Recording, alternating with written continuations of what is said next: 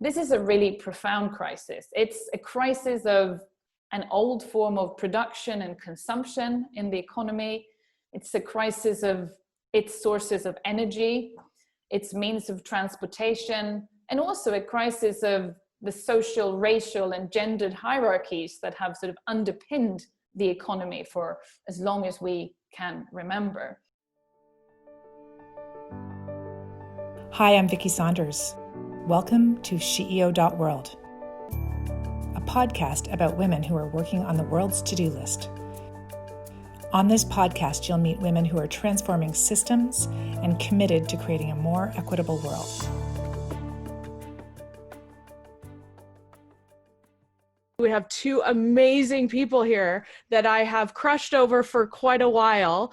And Denise, I was reading her book at the SheEO Summit in March, reading it, going to the SheEO Summit, didn't know she was going to be there, and then suddenly met her there, and I put in my ear pods afterwards, and then realized I was also listening to her book, and I was freaking out all over the place. And now here we are, 8 months later, doing a learning circle, and she's on the SheEO team and has brought so much wisdom. If you have not checked out our values and practices yet on the website, please do. It is an operating system of SheEO, and it's incredible. And then I have now listened to Katrine's podcast with SheEO with Vicki at least 6 times, and her book was so amazing. And so I'm really excited to be able to do those types of things. So you have your Otter AI up there, and we thank you for being here. And I'm going to now hand it over to Denise.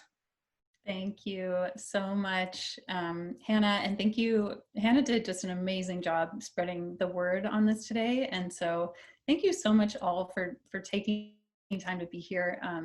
You always put something out into the world and you're not sure if anyone is going to find it interesting, and it's just been astounding to see how many people wanted to show up and engage on this topic today, so thank you. I wanted to start today by doing a land acknowledgement, and I will admit that this is the first time I have ever done one. And I've been on the SheEO team now for a couple of months, and I've really been learning from their example. And I also thought it was incredibly important as we delve into a topic called embodied economics, particularly because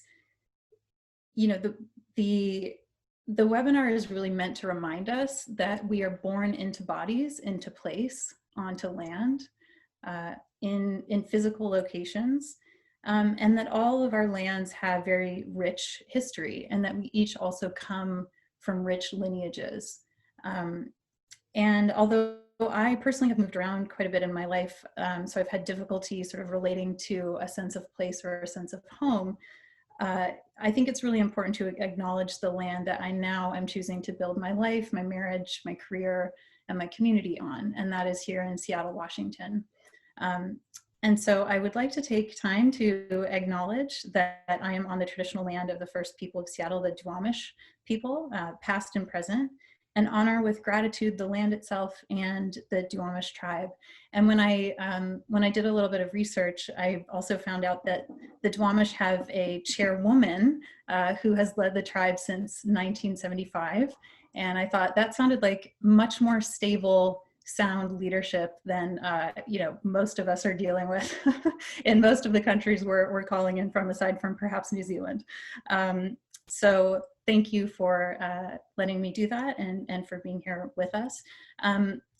Just one quick note on housekeeping before we get started, and I hand off to Katrine, is we do have it's a somewhat lengthy presentation, because once we got going, we just couldn't stop. But we want to make this as participatory as possible. So please introduce yourself in the chat. Tell us where you're coming, dialing in from today, what drew you to this topic. As we're going through, please feel to put any questions or comments that you would like in the chat, and one of us will be monitoring that, and we'll sort of pop those in as we go through. And then we will try to also save some time at the end for some breakout group discussions, so that you'll have some chances to interact with each other. So that's it. Let's get going with embodied economics. Make yourself comfortable in your chair, feel yourself in your body, and I will hand over to Katrine. Hi, thank you. I'm Katrine Marçal, and I'm just going to briefly introduce myself because I'm assuming most of you probably know Denise better than me. I'm a Swedish author living in England. I'm the author of Who Cooked Adam Smith's Dinner, a book in feminist economics, and I have a book coming out next year called Mother of Invention: How Good Ideas Get Ignored in an Economy Built for Men. And I've gotten to know Denise during this pandemic year, really, through our sort of joint passion for these issues that we're going to talk about today. Embodied economics. Well, what we really believe is that we do need to talk about embodied economics because the world right now is in an economic crisis like no other. We don't know how it will end, we don't know how it will go, but it is different. And the problem today is that we are trying to solve this crisis, this unprecedented crisis, using economic tools that won't work because they deny the most foundational elements of human life. And we are going to talk about them today. And we believe that what we need to do instead in order to solve this crisis is to center in on what really matters and build an economy that works for humans and the planet and not the other way around. And the question, of course, is how. But let's start talking about this crisis and the fact that it is really, really different. And it's different in the sense that it started in a place where economic crises very seldom start. So if we look at a traditional economic crisis, like the 2008 crisis, the great financial crisis of 2008. So that began in probably the most abstract part of the economy. So in the financial sector with credit default swaps, financial products so abstract that even the people who built them didn't understand them. And then these financial products toppled a couple of American banks, moved down through the economy, and then ended up having, of course, very real consequences for very real human bodies who lost jobs, savings, houses, and in some cases, their lives. And that's how we are used to think. We are used to think about recessions and depressions. The human body comes last. The economic crisis moves from the abstract to the concrete in the economy. However, the pandemic crisis of 2020, the one we see unfolding around us right now, has worked completely the other way around, right? It started with some of our most vulnerable bodies dying in a pandemic, and then the world chose to basically, in a sense, inflict economic damage on itself by shutting down a big chunk of the formal economy. And then the crisis moved from the human body and then from the service sector up, towards other parts of the economy and reached almost the financial pieces of the economic system last. And that's the completely sort of opposite of how it normally happens. And this is a crisis that doesn't fit the model. It was, it didn't start with an economic expansion or asset price bubble, and it was this slump in economic activity caused by, bodies dying, bodies being ill, and bodies spreading this illness from one body to another that made us basically shut most of the formal parts of the world economy down. And this fact that this crisis is so different is also why, for example, we are now talking about a she session instead of, a man session, because traditional economic crises tend to, at least in the first few waves, hit male employment harder than female. That doesn't seem to be the case this time. This is also a regressive crisis. So what that means is that it's disproportionately hitting low-income households, smaller companies, and also, again, hitting women harder. So that's why it's different, but it's not in terms of who it's hitting and why, but also we would like to emphasize where it started. It started in the human body. So therefore, the way we see it, at least, there are two approaches, or there are always at least two approaches. Either we can basically try to repair the ship or build a new ship.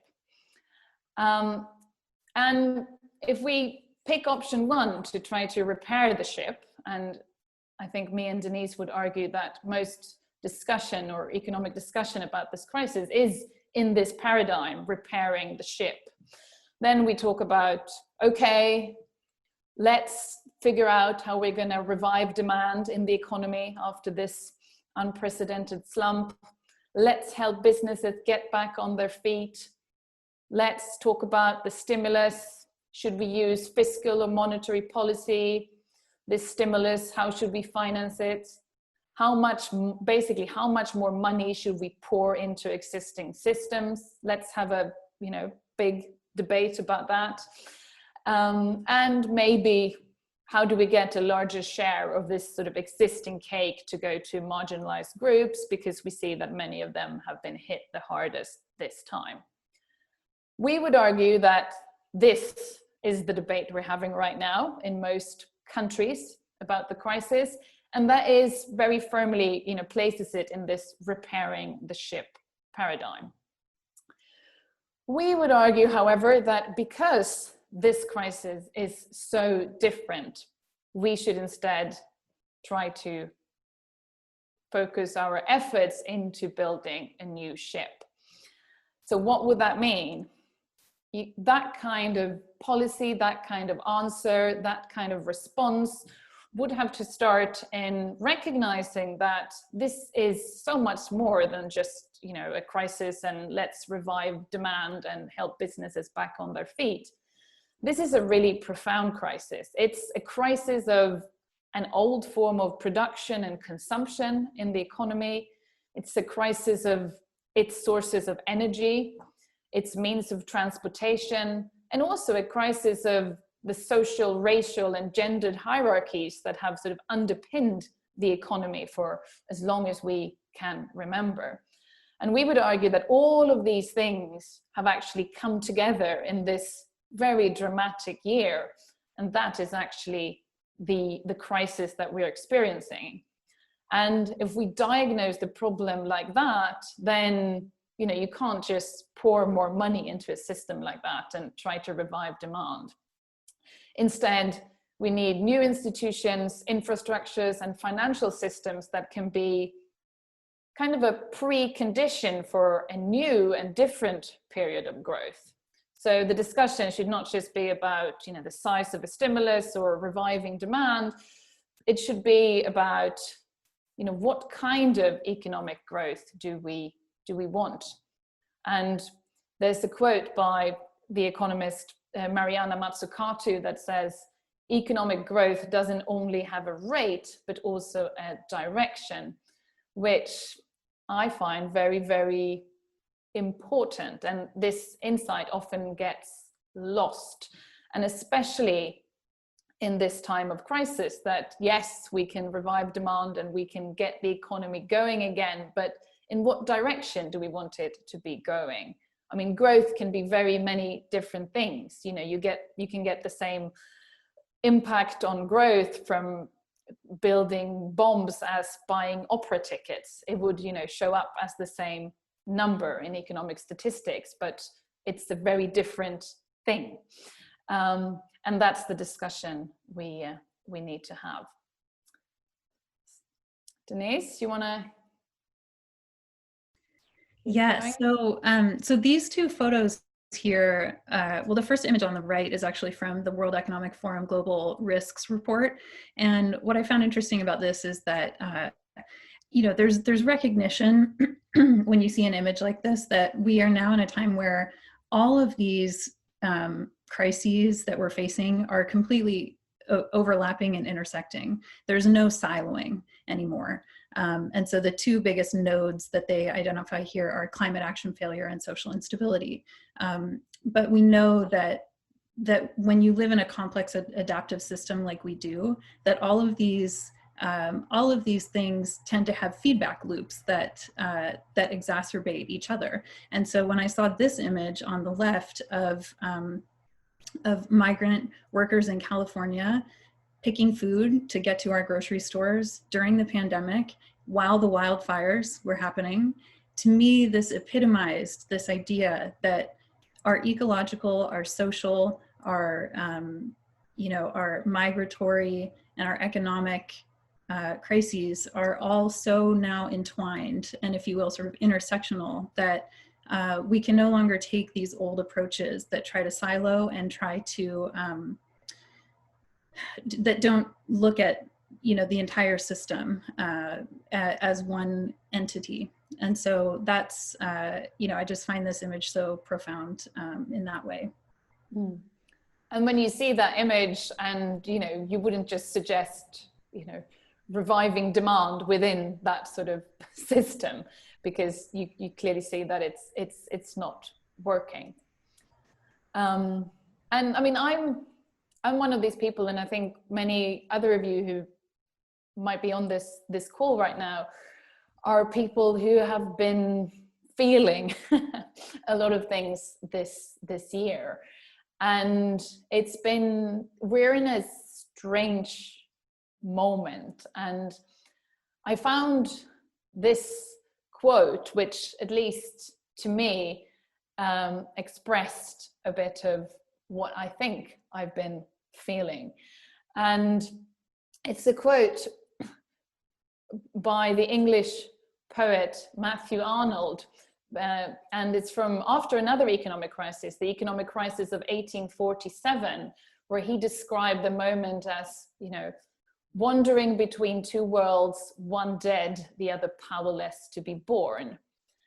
And to me, that was kind of comforting, that people in periods of great economic change. So this was written during what we now call the first machine age. We say that we're now in the second machine age. And that feeling that, the old world is dead, I'm somewhere in between, there is something that will be born from this, but it's not yet there, and I am really very confused right now. To me, it was comforting that people have felt that before, and I thought that this quote expressed that quite well. However, this is embodied economics, so we're going to try to be more concrete than people usually get when they talk about economics. So I would like to start with, just to again give us a bit of a picture of where we are, to talk about how the values of an economic era actually physically tend to manifest themselves in the skyline of our cities. So I'm in an English village outside of London. And if we think about the development of the skyline of London, one of the great sort of global cities of the world, in medieval times, it looked a lot like this. The skyline was dominated by the big churches, the big religious buildings, because obviously that was what the economy of the time was largely about. This is where the money went. This is sort of the value, the church was sort of the central value of the economy of the time. And that manifested itself physically in, literally the highest buildings being churches. Then, things changed, the economy developed, London developed, and it came to be more of a skyline dominated by large public buildings, like, for example, this is the Houses of Parliament, the Elizabeth Tower. During this era, when the economy changed, many cities in Europe, their skylines were dominated by the big railway stations, which was something that money at the time went into. So these public buildings, public projects, interconnecting the continent, and you could see that in the skyline again. And then, obviously, if you look at London now, the skyline looks like this. And all of these, the largest buildings, this is the financial district of London, the highest buildings of London, now are all banks, financial institutions, insurance companies. And that's a manifestation of the kind of the era of financial capitalism that we've been living through for the last couple of decades. And this is also how very many, big cities in the world look. It's the big buildings dominating the skyline are banks. Financial capitalism takes this sort of embodied form in the skyline of our cities. However, the irony, and to bring it back to the moment we're in right now, is that take these big skyscrapers of London, the sort of the temples to financial capitalism. Right now, most of this year, they have all been empty. Nobody is working in these buildings because of the pandemic. And that, to me, is very symbolic. Speaking about one world being dead and the other one yet powerless to be born. We have these physical embodiments of the kind of value system that our economy has been working around, and now they're all empty, but they're still there. There's nothing new yet. And what that new thing that could be born now, and we think needs to be born, and is what we're going to talk about now. So I'm going to hand it back over to Denise. So this is where the revolution begins, right here. On the Zoom call.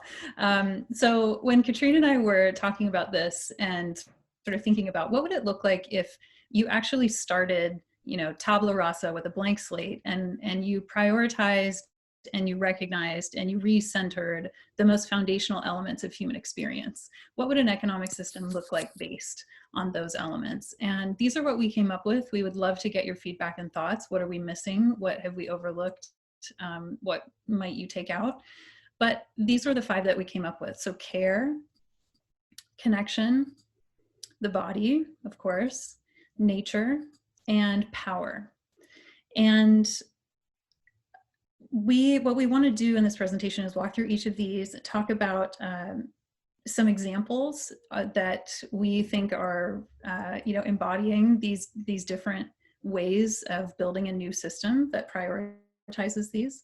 And if we can reclaim what we've forgotten, this is how we think that we can move into a new world and a new era. And we talk about the word economics even sometimes feels a little bit out of reach, out of touch. And I think what we're trying to say is that economic life, of course, is such a part of who we are, of our daily experience. It affects so much about us. And so what we would like to do is sort of flip this narrative where economics traditionally starts in the abstract, starts in the mathematical, and then sort of tries to explain human experience. And we're saying, what if we could take human experience as the actual basis, the foundation, and then build an economic system on top of that serves and prioritizes those needs. So that's what we're going to attempt to do. Katrine, back to you. Yeah, and we're basically going to take them by one, talk a little bit about them, and also discuss some sort of emerging experiments in each element to demonstrate sort of what something that actually brings these forgotten 5 back in could look like. So I'm going to start with care. And in order to talk about how this aspect of the economy was forgotten or excluded, we have to go back to the founding question of modern economics. And that's a question that the founding father of economics, Adam Smith, asked a long time ago in his book, Wealth of Nations. And in this book, he asks the question, how do you get your dinner? And that's actually a really good economic question. I mean, this was in Scotland a couple of hundred years ago. But he was fascinated by, the fact that you can sort of go out and you can buy your dinner, and somehow, that still works for many of us, when there's not a global pandemic on, that we've assumed for a long time that we can go to the store and there will be bread and cucumbers and soft drinks or whatever we want to buy, and it will all kind of work. But actually, for these things to work, a lot of complex economic processes need to take place. Otherwise, we won't be able to buy bread. And Adam Smith was interested in sort of how does this all function? What's the fundamental force of the economy that makes it work? He was looking in the same way that Isaac Newton had discovered gravity as the force that kept the planets in their orbit. He was looking for something similar for society, for economics. And he very famously answered this question by saying, it's not from the benevolence of the butcher, the brewer, or the baker that you get your dinner, but from them serving their own self-interest, which is a very famous quote. And economics basically drew the conclusion that self-interest was the thing that put the dinner on the table. And economists that came after Adam Smith even said that economics was the science of self-interest. To think like an economist is to take a situation in the economy and analyze it from the assumption that every person in this situation is just acting out of self-interest.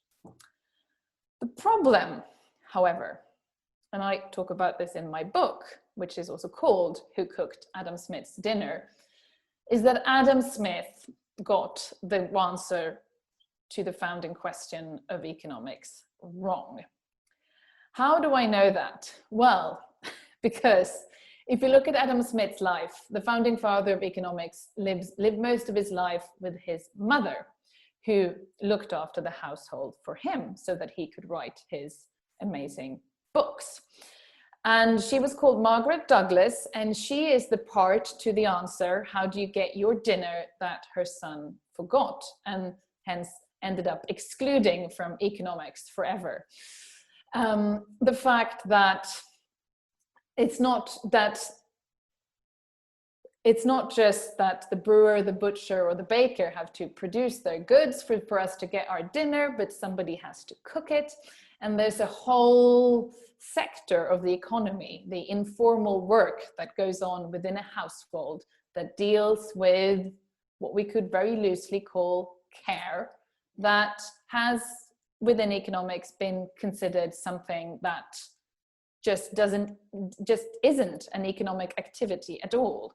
It doesn't matter. It's not worth studying. This is something that women will always do.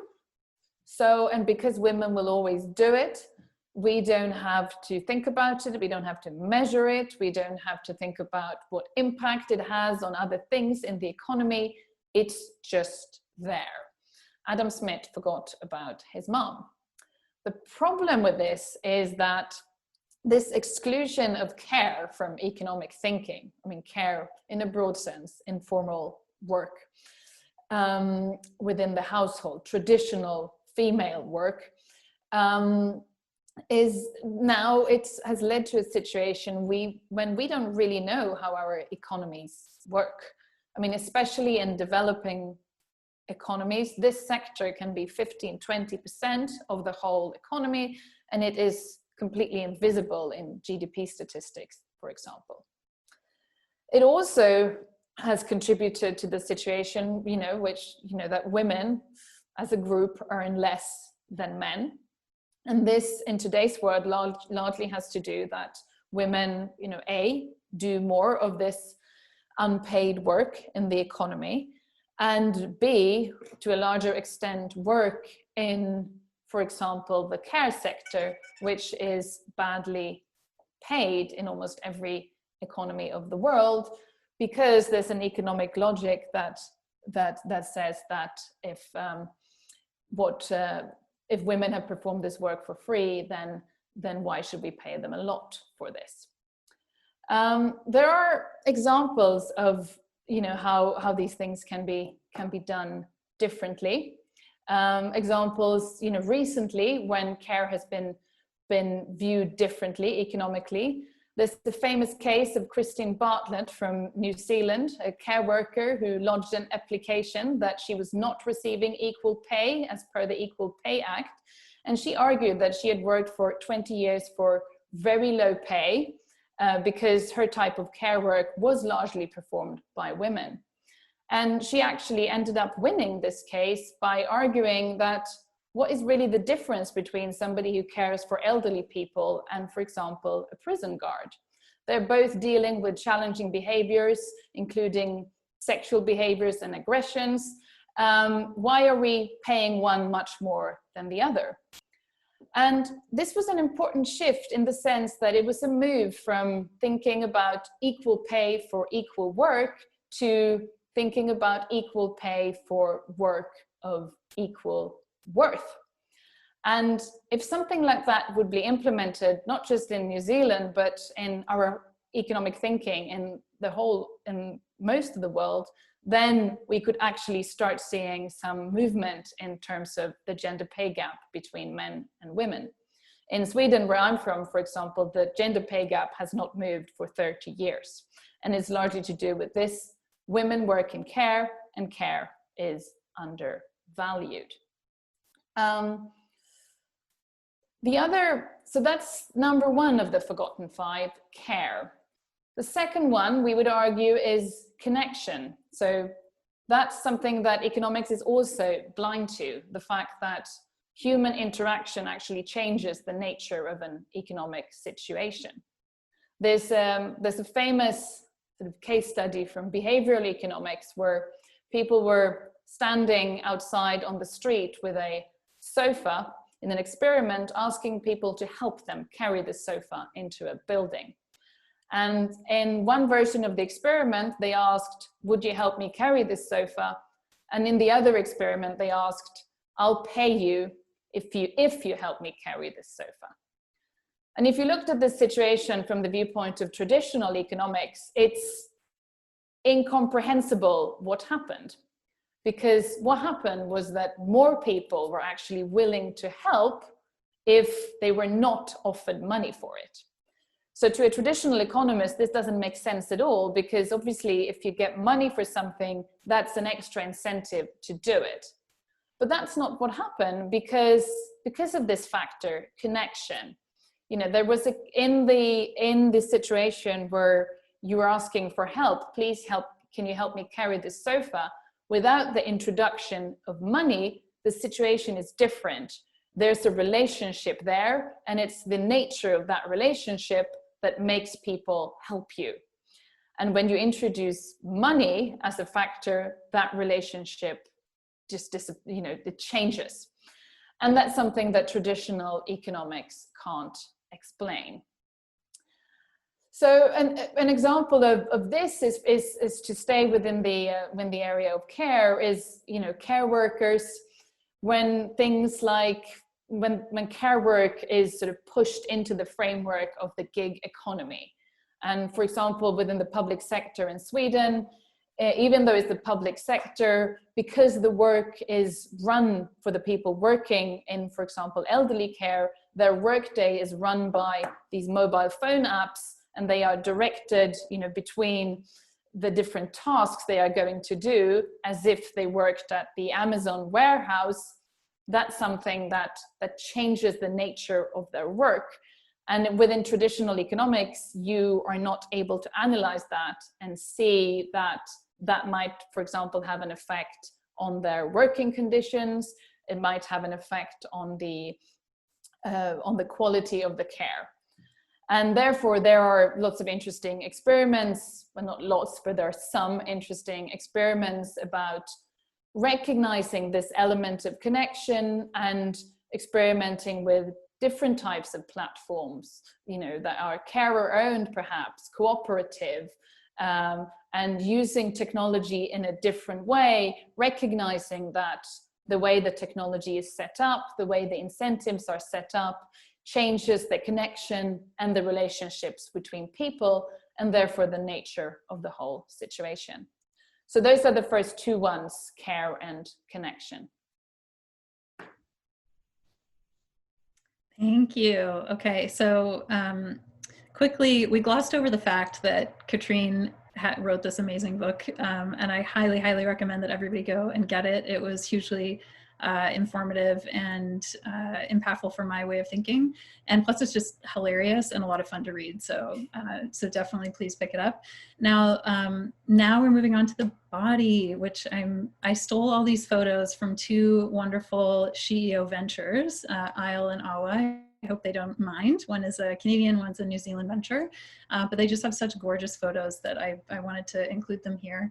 And you know, as I sort of mentioned at the beginning of the presentation, we are born into the world, we arrive into this world in bodies, and that has a huge impact on how we experience the world. So, and on our life trajectory. So we can be male presenting, female presenting, trans feeling, you know, we have different colors of skin, physical location on earth, you know, what country we're born in, our ability, or, you know, or disabilities, certain sets of intellectual skills, mental health, physical health, nourishment, risk of disease, all these things. And so right from the get-go, we all are given an experience in a physical body that really affects the way that we move through life. And you know, most of economics does not recognize this. And of course, as we know, so much of the economic systems that we have built ignore this for the purpose of being able to exploit bodies, and particular bodies, you know, bodies of color, bodies that don't fit whatever traditional, you know, sense we have. And this is why this is such an important, I mean, it's the most foundational thing in our sort of contention in terms of why we need to start from this place. You know, not to mention as well that the body is also the source of every other kind of productive economic value, and yet we completely undervalue its worth and what it can provide for us. So, you know, there's a reason, I think Katrine, this might have been yours, but there's a reason why economics doesn't talk about the body. You know, it's the starting place for all of the things that we have in common. And as I mentioned, these critical differences. And what we would like to posit here is, what would it look like to build an economic system that organized around the shared needs of the body? That would be radically different from what we have today. And as Katrine just mentioned as well with care, you know, that I can't remember if you mentioned this, but the US has actually tried to quantify in GDP terms how much adding the household economy to the GDP would be worth, and it's $4.5 trillion, which is about 1/5 of the total GDP of the entire country, and we still don't count it. We don't include it in our measure of economic productivity or economic value, and so, you know, even just acknowledging the body and the ways that it affects economic outputs would be a huge step forward in terms of our understanding. And you can't even understand what's going on right now, where, you know, in this pandemic crisis, a lot of sort of, you know, states are actually shifting real economic costs onto primarily female bodies, you know, with, you know, during lockdowns, for example, that the amount of care work was still the same, for example, childcare, and you closed schools, you closed childcare centers, but that care work still needed to be done. So it was shifted, that cost for that was shifted onto women, because women are expected to pick that up in the economy, and it's invisible because we're not, you know, used to counting it. So that's one of the consequences. There's also many, you know, more concrete examples of, you know, not how we don't think about the body and how that makes us miss the mark. So this is a picture of the famous chess game between Garry Kasparov and IBM's Deep Blue in 1996, which became one of these moments that many people assumed that because a computer had beaten a brain like Garry Kasparov's, then computers would soon take over everything on the labor market. And there was almost this assumption that if a machine could beat, you know, Kasparov at chess, it would also be able to fold laundry. I mean, not this computer particularly, but that sort of, you know, this was the big technological breakthrough. Obviously, if we could get machines to do hard things like play chess, they would also be able to do easy things like, you know, folding laundry or cleaning houses. And what happened instead was that, you know, it turned out that actually many of the things that are the hardest for machines to do are things that have to do with the body. Like a computer can, I mean, right now my cell phone can now beat Garry Kasparov at chess, but we don't have, machines would struggle more, for example, with actually picking up the chess pieces and putting them down on the right squares. And that's the type of bodily intelligence that we tend not to think about that much in terms of the economy, but it matters. For example, today, many of, you know, when economists talk about the bottlenecks that, you know, the work on the labor market where automation is trickier, you know, where the jobs where we don't expect machines to take over in a near future, they tend to be jobs that require a lot of these bodily skills that machines struggle with. You know, we're still nowhere near these cleaning robots, for example, but we have machines that, you know, are amazing at, you know, radiology and that type of thing. And that was a paradox that we didn't really see coming, I'd say, or because we're not used to thinking about the body and how much it matters in the economy. And there's a famous, you know, paper by a roboticist called Rodney Brooks with the title "Elephants Don't Play Chess," which is exactly about this. You know, we wanted to have intelligent machines, so we looked to chess and mathematics. We didn't look to, for example, the natural world and try to replicate or learn from, say, the intelligence of elephants or the intelligence of natures in general.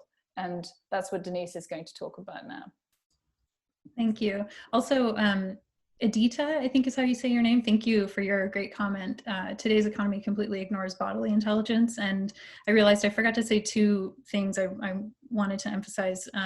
One is that I totally agree. I've actually been doing some somatic practice with a friend of mine recently, which is all about making you aware of your body's how your body and your brain are connected. And there's all of this information that I had no idea I had access to just by becoming aware. And what she says is we can often be deceived by our own hearts and our own minds, can rationalize away things, but actually your body as a source of information rarely lies to you.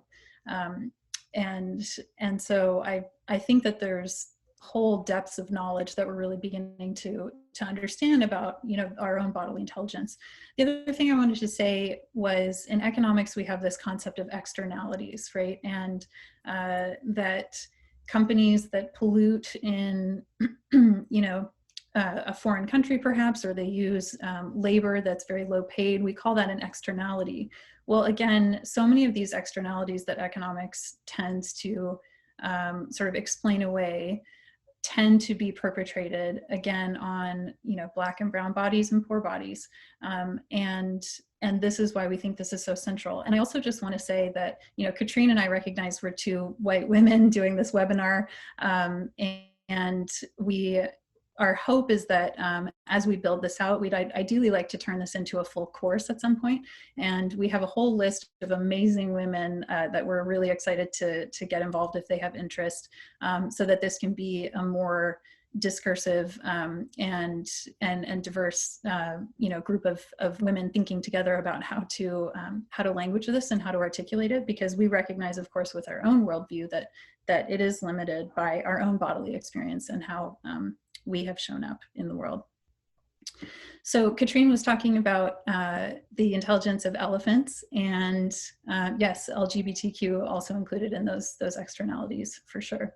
But what I think is fascinating is that we have gone through, as a human species, one of the largest transformations in terms of the way that we live, probably, you know, since the time of moving from sort of nomadic to agrarian lifestyles.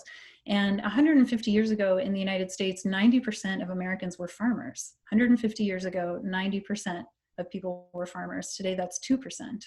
And we now have, you know, more than 55% of humans live in urban areas, and it's projected that close to 70% will live in some sort of mega city or large urban environment by 2050. And, you know, cities are not bad. They obviously are very productive. There's reasons why we like being there.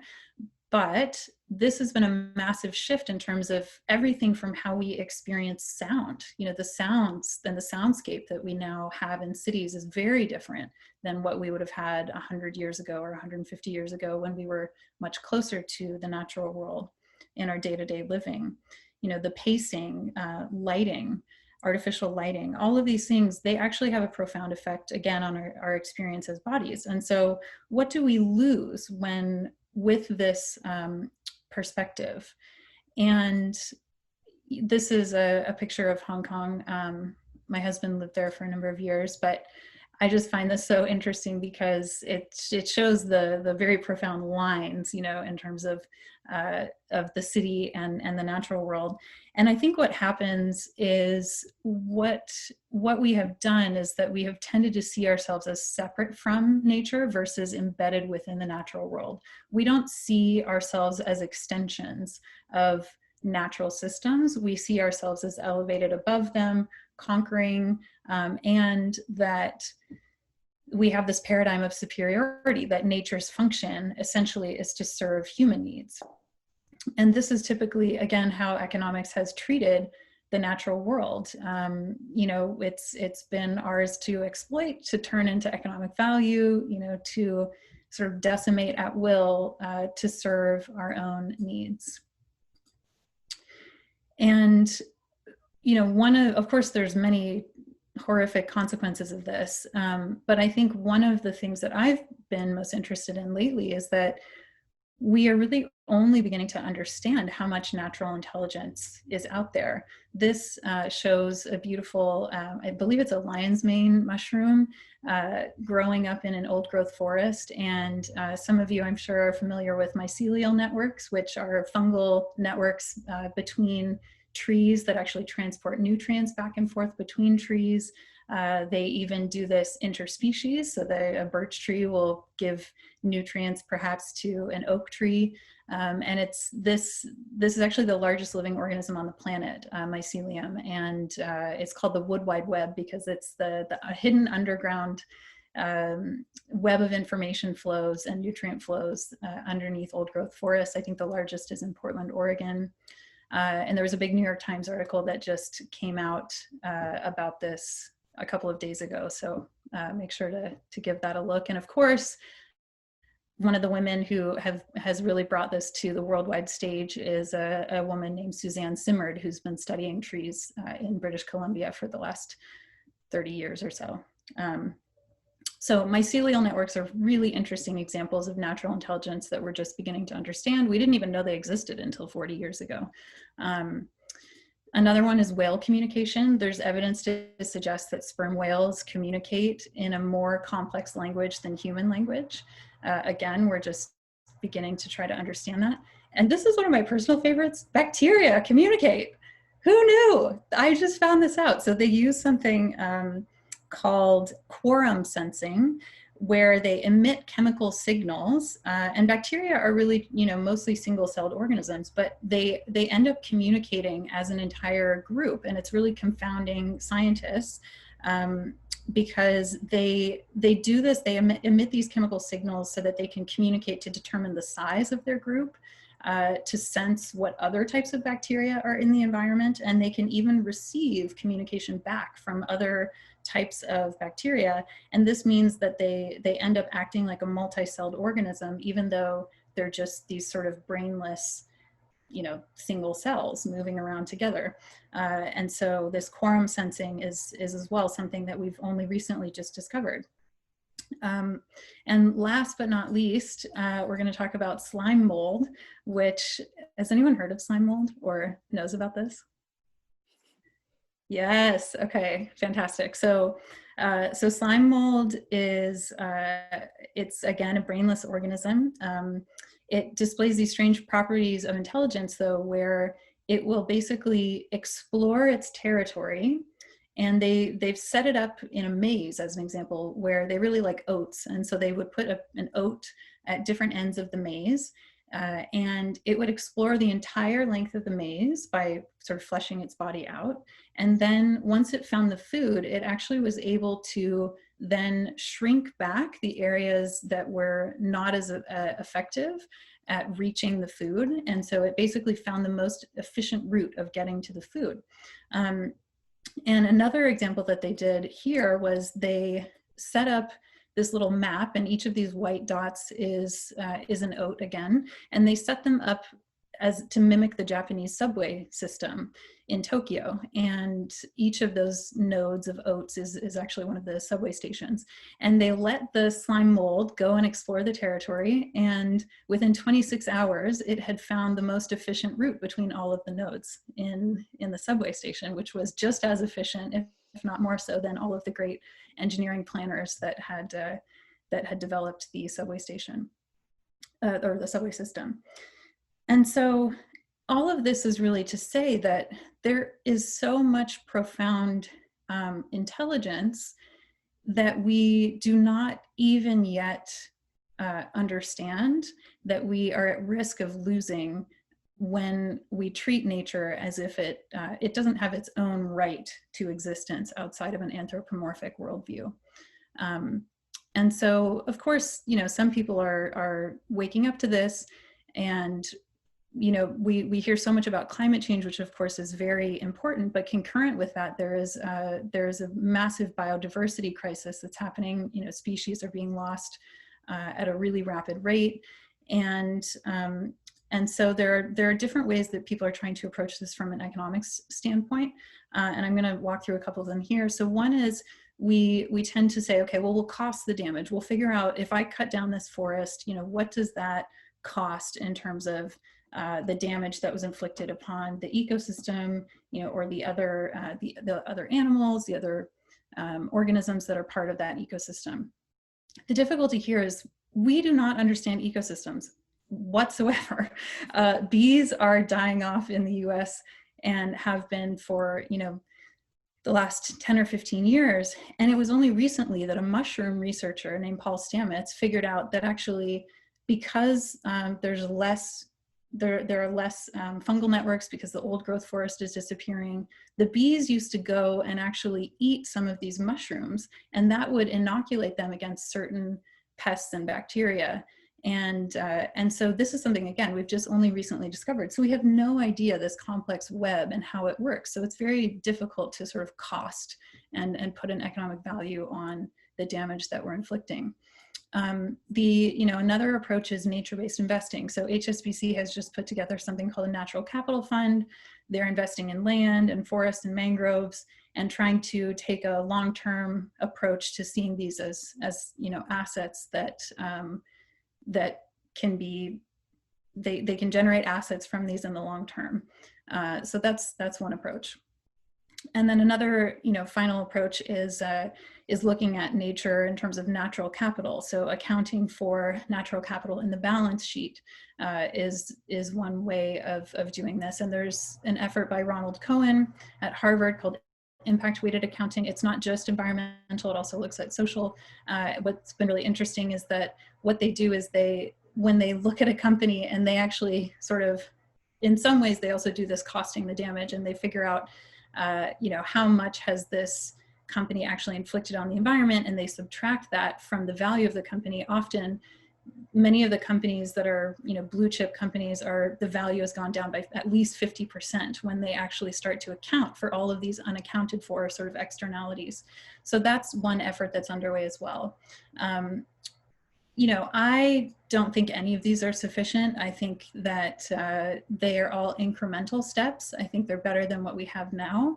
But what I'm not aware of, what would it look like to actually base an economic system on this idea that nature has a right to exist in its own myriad, complex and beautiful ways, completely uninhibited by human interaction, and that these forms of natural intelligence are also incredibly valuable to us as humans if we can take time to learn from them and observe them undisturbed. And as far as I'm aware, no one's trying to base an economic system off of that, because of course it's too complex. But that's where I would love for us to set our sights upon.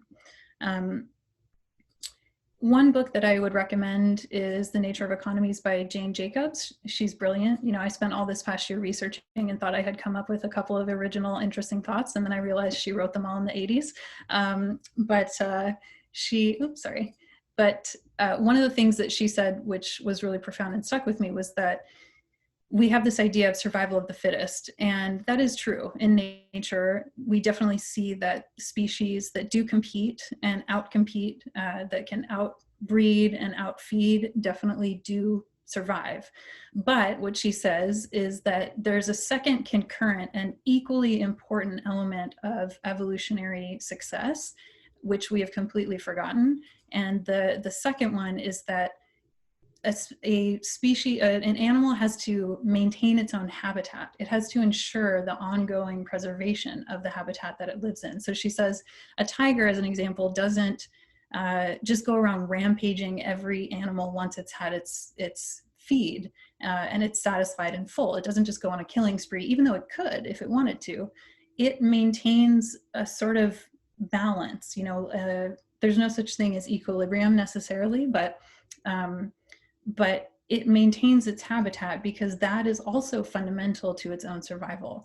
And I think what we as humans are not recognizing is the exponential effects of so many of our actions, how they are, really depleting our environment to the point where we may become victims of our own inability to maintain our own habitat. She says the most successful predators, large or small, are the ones that graduate to become symbionts of their habitat. And she says both competition and the arena for competition are necessary. And if we don't recognize this, these feedback loops tend to end in self-termination. That's how they always do. But we can turn it around. Katrine, tell us how. Yes, I will tell you how. And there's some amazing book recommendations going in the comments, by the way. I've been writing almost all of them down. Fantastic. And here comes another. Well, it's not really a book recommendation as such, but I want to talk just briefly about how this concept of nature and our relationship to nature that Denise has been talking about also applies to innovation, which is something that I've been thinking a lot about for my forthcoming book.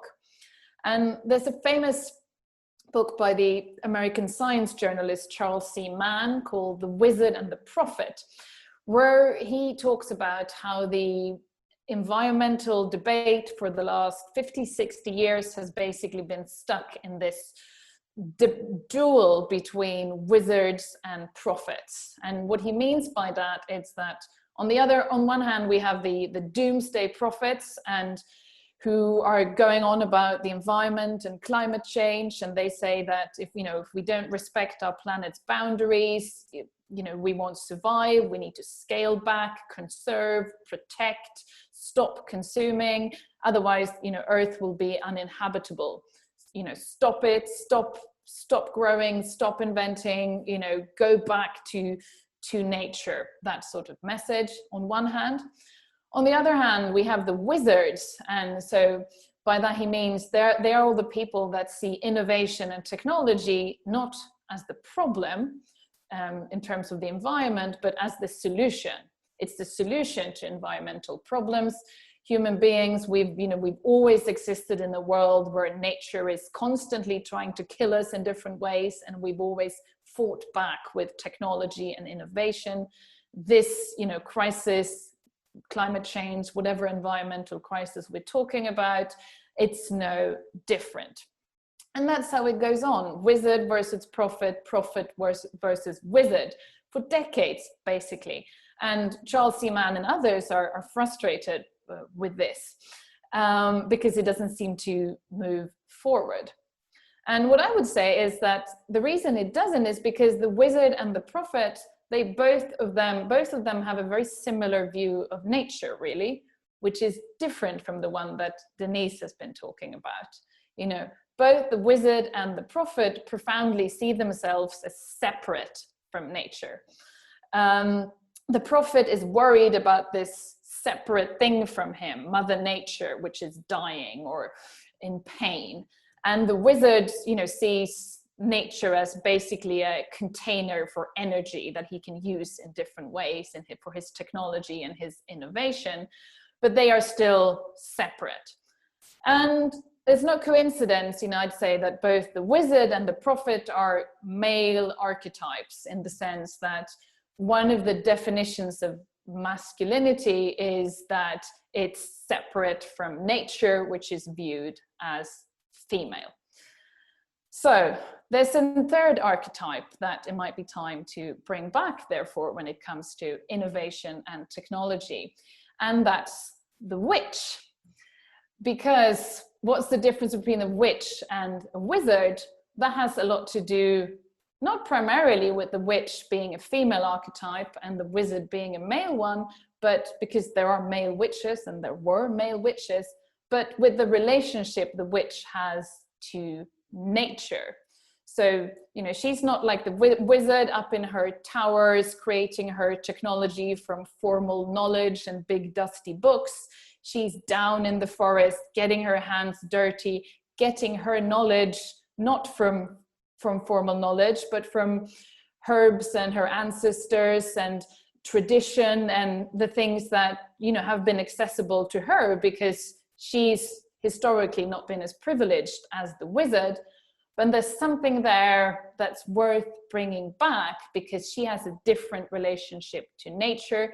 She's not just interested in magic because it can give her power over her external world, but she does, the magic she does and the collecting of herbs and the whatever she does, not just because it gives her power, but also because it gives her a connection to herself, to cosmos, and through nature around her. And that's, a model of an archetype for how technology and innovation can happen. That's not the prophet and not the wizard, and it's worth thinking about. So also, Katrine, that is a concept from Katrine's new book, which hopefully will be out in English mid-next year, which I'm really excited about. And just so everyone knows, time check, we will only talk at you for hopefully 5 or most 10 more minutes. So hang with us with our last one, which is power. I liked this quote, which is that, some people have more power, than others is one of the most palpable facts of human existence. Because of this, the concept of power is as ancient and ubiquitous as that of any social theory can boast. And, he goes on to say that all of these great social theorists have talked a lot about power, like Plato, Aristotle, Machiavelli, of course. And yet when it comes to economics, again, this is completely left out of a foundational understanding of how markets work and how we interact. So we also, with neoliberalism, have tended to emphasize this idea of a nebulous equilibrium type market where everyone is a free actor without constraints, and has the ability to exchange freely on this open marketplace. Of course, we all know that this is completely ridiculous, and this is a myth of meritocracy that really dies hard, especially in countries like the US and Canada, and I'm sure in others as well.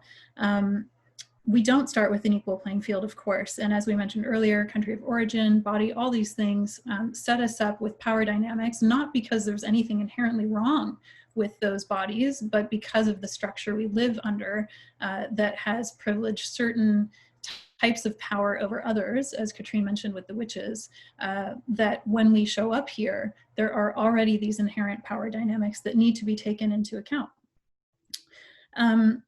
And so the man that I just quoted there has a book called Economics and Power, and he says that basically economics is in a pre-scientific state when it comes to studying power and articulating it and integrating it into its understanding of the world. There's no functional paradigms for analyzing power, regardless of the school of economic thought. And of course, neoliberalism has the very least to say about power, of course, because in whose interest is it to ignore power? It's in the power broker's interest to not bring this to the forefront as a lens of analysis that we should look through. So this is my book that I co-authored, and when we talk about power, we tend to focus on it in very narrow ways, which are still incredibly important. But what we spent a lot of time thinking about with our previous work was basically this idea of monopoly power and how really large firms control entire industries and how that affects the economy at large. So I won't go into it too much here, but we're you should all read it. It's great. And the issues she talks about here have only gotten more important since the book was published. Well, I'm sure people are seeing in the news, Facebook, Google, et cetera, have antitrust cases coming out against them. And what we tried to do in this book is show that it's not only big tech, actually, it affects every industry, from chicken farming to kidney dialysis to funeral services to, some of the creative industries and media. It really was astounding for me to recognize that the so-called free market, and this is why we called it the myth of capitalism, is really a figment of the imagination, because now every industry essentially is controlled by a handful of very large corporations, and that shapes all of these relationships. Workers have less power because it's very hard to bargain against a monopolist. Like Walmart moves into your town, how do you fight for a higher wage? Consumers are actually paying higher prices because once a company gets market power, they can exert what's called pricing power and just raise the cost of your goods. So, your airline tickets, your cell phone bill, all of these things tend to just keep rising and rising while the quality of the service keeps going south. Suppliers are affected. If you're a third-party supplier selling on Amazon, you're now in competition with the very business that you're reliant upon to do business, which is you're reliant on Amazon to sell your products, but they also have their own goods that compete with yours. So it affects entrepreneurs. And all of this leads to, in our mind, this is one of the explanatory reasons why inequality has gotten so bad. So this is certainly an aspect of power that is talked about, but it's really the only lens through which people can understand power in economic terms is through this idea of monopoly power. And that's really as far as it goes. So 2 quick examples of what we think are some really interesting examples that transition from power over to power with. So the Associated Press, I didn't realize this, but they are actually a cooperative. And when we usually think of sort of redistributing power, we focus on the redistribution part. So we think about things like UBI or tax and transfer, you know, income inequality and how we want to make that better. What I'm really interested in are the structural things that actually pre-distribute power and wealth before it concentrates.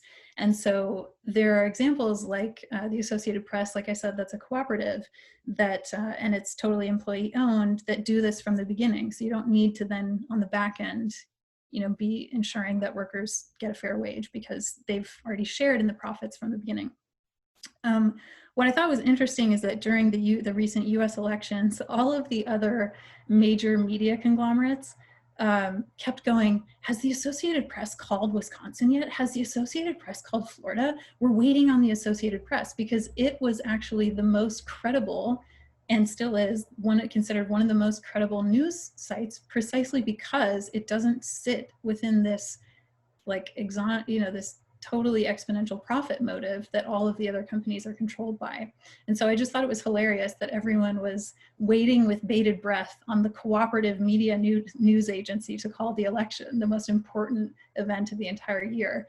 But it makes sense. And then there's also another example called Boston Ujima. Some of you might have heard of. This is a really interesting project out of Boston where community members pooled their resources to invest in local businesses, most of them Black owned, and they used a cooperative decision-making process to decide where the funding goes, which of course to SheEO, that sounds very familiar to us.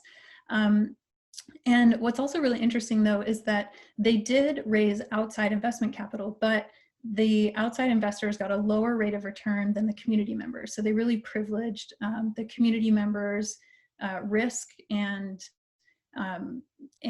knowledge and decision-making in that whole investment structure. And you know, I think this is a great example of moving from sort of power over approach in impact investing even, which can also be littered with this kind of power over approach, to more of a power with. So,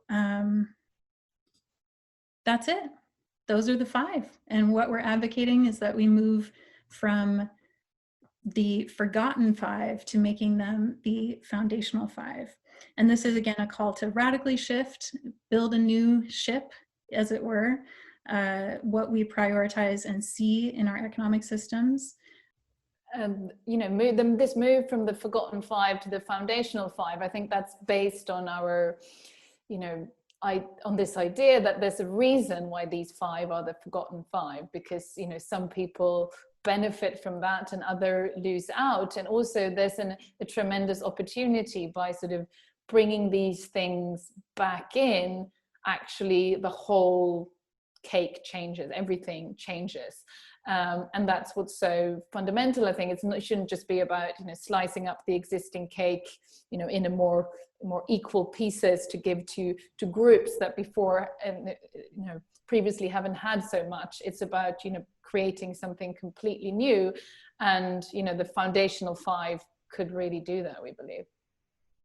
I forgot that I saw this earlier today, and so I wanted to include it.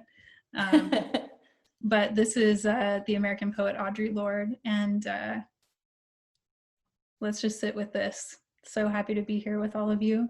And she had this quote, which I actually wanted to leave us with before we break out. And it says, if what we need to dream to move our spirits most deeply and directly toward and through promise is discounted as a luxury, then we give up the core, the fountain of our power, our womanness. We give up the future of our worlds. So once again, thank you so much for spending time with us. So if you want to get in touch with me, you can just find me on my website, and I've got my email listed there as well. I'm not open on LinkedIn because I was getting too much spam from random marketers. So the easiest place to find me is on my website or Twitter, which is at Denise Hearn _. But again, yeah, just thank you so much. We're just thrilled to have had this opportunity with SheEO to test out these concepts and ideas, and we're really looking forward to building this out in the future. So thank you. Yeah, and I say the same. Thank you. This was our first little experiment with this material, and all feedback is very, very valuable to us. Please get in touch with me. The easiest is probably LinkedIn, just my name, Katrine Marçal, and just really appreciate any feedback or any ideas or thoughts you've had. And yeah, thank you. Thank you for listening to the SheEO.World podcast. Please leave a review, share with a friend, and subscribe on your favorite podcast player. We invite you to join a global community of radically generous women building a $1 billion perpetual fund to support women working on the world's to-do list. Invest in women and invest in yourself at SheEO.World.